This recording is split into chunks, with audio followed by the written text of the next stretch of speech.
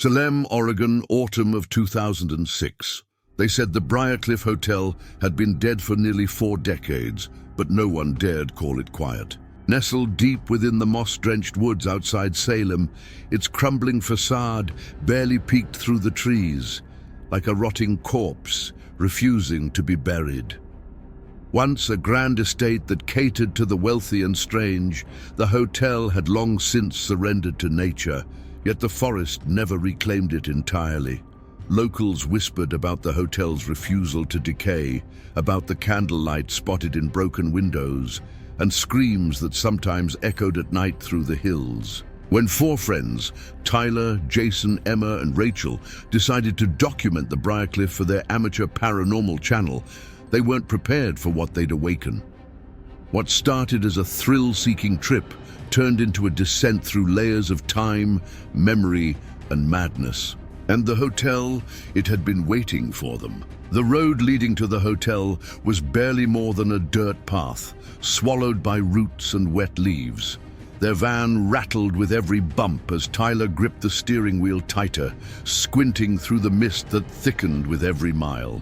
"Are we sure this is even a road?" Emma muttered from the back seat, clutching her camera like a lifeline. Rachel peered out the fogged window. "It looks like something out of a nightmare." Jason laughed nervously. "That's the point, right? Creepy cells." But no one replied. The trees seemed to grow thicker, leaning in like they were watching. A cold silence took over the group as they crept forward, until finally the van jerked to a stop. There it was. Briarcliff Hotel stood tall, looming against the grey sky like a forgotten monument. Its once elegant exterior had decayed into a monstrous silhouette. Windows shattered, shutters hanging by rusted hinges, ivy crawling up the stone walls like veins. And yet, even in its decay, the building seemed alert. "I don't like the way it's looking at us," Emma whispered, almost to herself. They stepped out into the damp air. The ground was soft, almost spongy beneath their boots. The forest was dead silent. No birds, no wind, just the distant creak of rotting wood.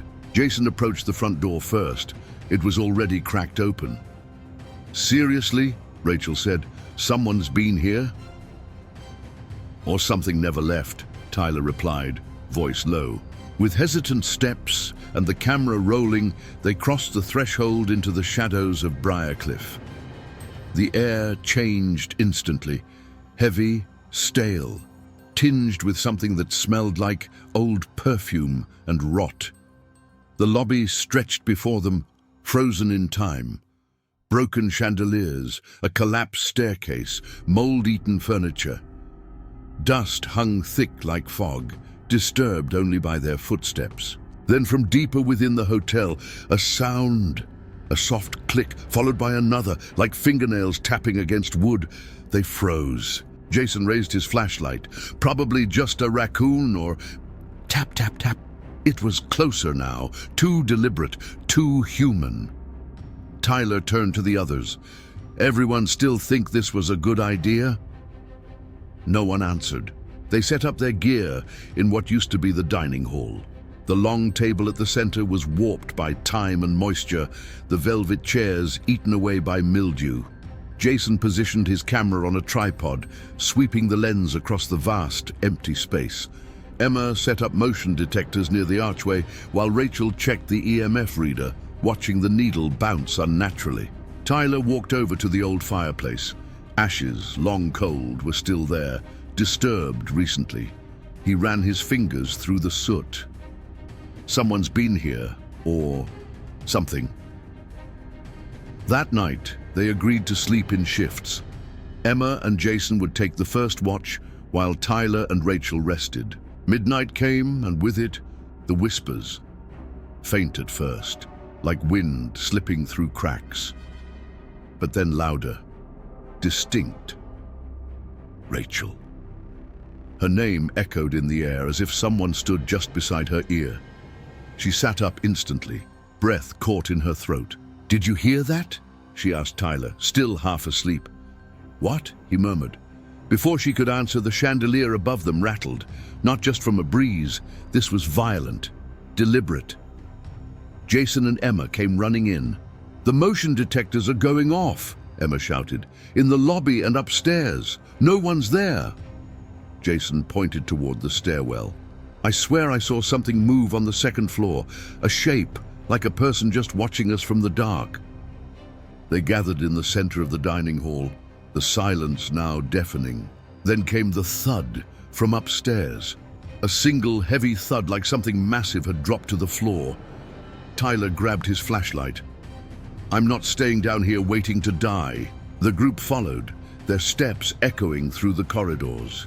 Wallpaper peeled like rotting skin from the walls. Portraits lined the hallway, faces long faded, but with eyes that seemed too alert. On the second floor, they reached room 204, where the sound had come from. The door was ajar. Inside was empty, save for an overturned chair and a single old-fashioned shoe in the center of the room. Polished, pristine, too clean for a place like this. Jason bent to pick it up, but the EMF reader in Rachel's hand spiked to red.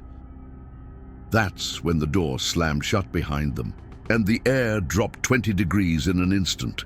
A whisper filled the room, not in their ears, but in their heads.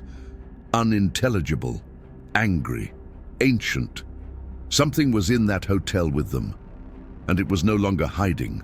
The room was pitch black. The flashlight in Tyler's hand flickered violently, then died completely. Rachel's voice broke through the dark. "It's here." A cold electric pulse surged through the air, so heavy it pressed against their chests. Emma's breath turned to mist. Jason tried the door, but it wouldn't budge. As he pounded on it, something moved behind him. A silhouette, tall and twisted, slid across the far wall. Not walking, gliding. Then came the scream. Not from any of them. A child's scream, shrill, painful, echoing through the halls of the Briarcliff. Rachel covered her ears. "Make it stop, please!" Suddenly, the door creaked open on its own. They burst out, hearts racing, lungs gasping for air. The hallway was warped, as if the hotel was breathing, wood groaning, walls tightening. They fled to the grand ballroom, once a place of elegance. Now, a cathedral of ruin.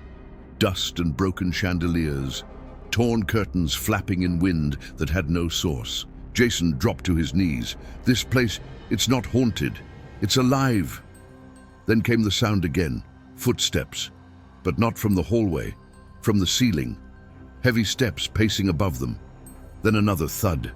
Then another. Emma slowly looked up. The ornate ceiling had cracks. From one of them, a dark, viscous liquid began to drip. Red, thick, fresh. Tyler backed away, but his foot hit something. A suitcase. Old, rusted, but locked tight. Jason knelt to examine it. With trembling hands, he pried it open. Inside were dozens of photos, black and white images of people who had once visited Briarcliff.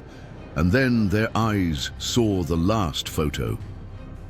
It was a picture of the four of them, taken just moments ago. None of them remembered anyone taking it.